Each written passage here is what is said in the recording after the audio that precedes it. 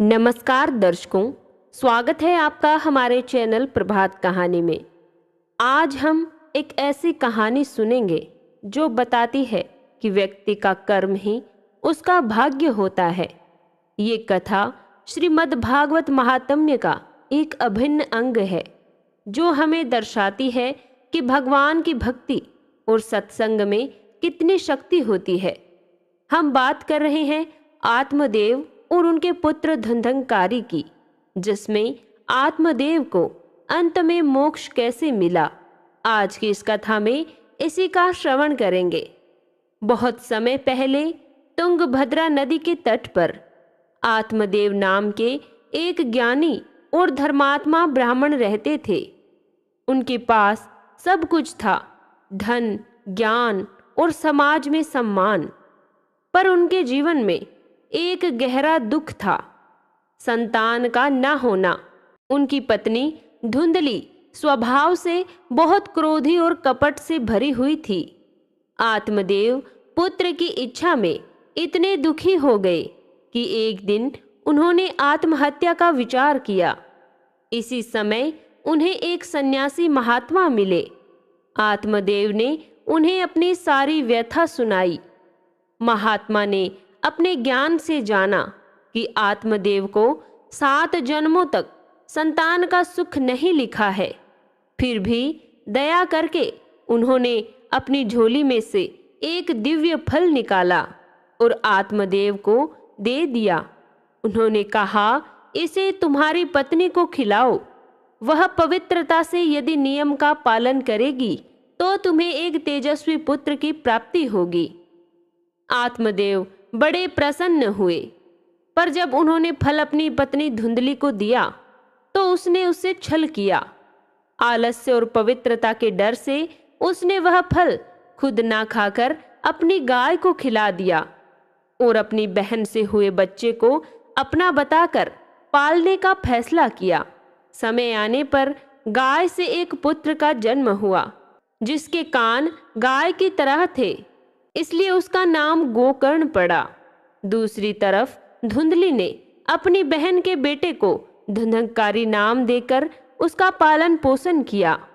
गोकर्ण जैसा नाम वैसा ही कर्म। वह ज्ञानी, धार्मिक और संत स्वभाव का निकला और धुंधंकारी वह जन्म से ही अत्यंत दुराचारी, चोर और दुस्साहसी था। वह आत्मदेव की संपत्ति नष्ट करता था, उसकी पत्नी को दुखी करता था। आत्मदेव की वह खुशी जिसके लिए उन्होंने सब कुछ दांव पर लगाया था, पल भर में छिन गई।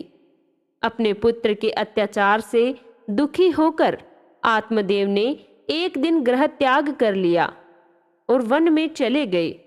वहां गोकर्ण की सीख पर उन्होंने भागवत शक्ति और उसी शांति और भक्ति के बल पर आत्मदेव को मोक्ष प्राप्त किया।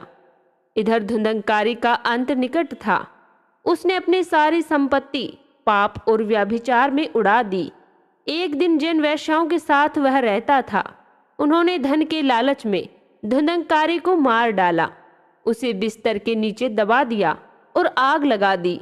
पापों के बोझ के कारण उसे कोई शांति नहीं मिली और वह एक भयंकर प्रेत बनकर उसी घर में भटकने लगा। जब गोकर्ण तीर्थ यात्रा से लौटकर आए तो रात में उन्हें प्रेत रूप में भटकते हुए अपने भाई धुंधंकारी की आत्मा मिली।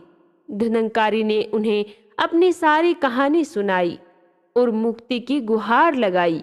गोकर्ण ने बहुत सारे श्राद्ध और तर्पण किए, लेकिन उसे शांति नहीं मिली। तब गोकर्ण को दिव्य संकेत मिला।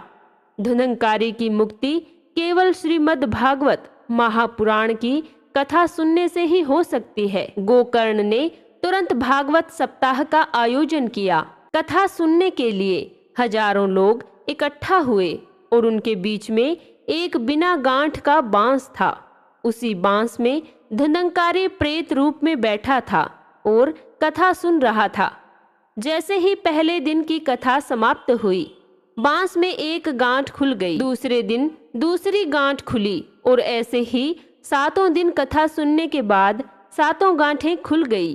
अंत में 7वें दिन ही कथा पूरी होते ही धुंधकारी ने प्रेत शरीर त्याग दिया और उसे मोक्ष की प्राप्ति हुई। तो दर्शकों, अपने कर्म खराब हो तो भी भागवत नाम और कथा में इतनी शक्ति है कि सबसे बड़े पापी को भी मोक्ष मिल सकता है। आत्मदेव ने ज्ञान और भक्ति से मोक्ष को पाया और धुंधकारी ने केवल भागवत कथा सुनकर मोक्ष की प्राप्ति की। इस कथा का सार यही है कि भक्ति ही सबसे बड़ा फल है। तो दर्शकों, इस कहानी से आपको क्या सीख मिली है हमें कमेंट में जरूर बताएं। अगर आपको ये कथा पसंद आए तो लाइक करें, शेयर करें और सब्सक्राइब करना तो ना भूलें। जय श्री कृष्णा।